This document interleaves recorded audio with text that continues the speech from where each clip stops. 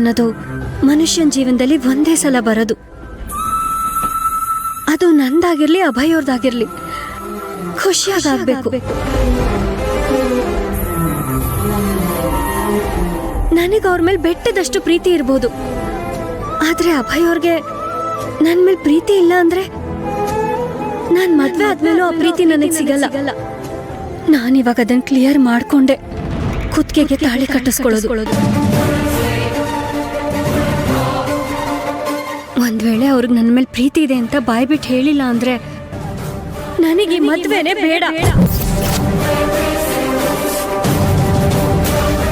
ನಾನು ಇವಾಗ್ಲೇ ಈ ಕ್ಷಣನೇ ಮದ್ವೆ ಕ್ಯಾನ್ಸಲ್ ಮಾಡ್ಕೋತೀನಿ. ಏನ್ ಹುಡುಗಾಟ ಆಡ್ತಿದ್ಯಾ? ಅಮ್ಮ ಫೋನ್ ಕೊಡು. ನಿಂಗ್ ಸದರ ಕೊಟ್ಟ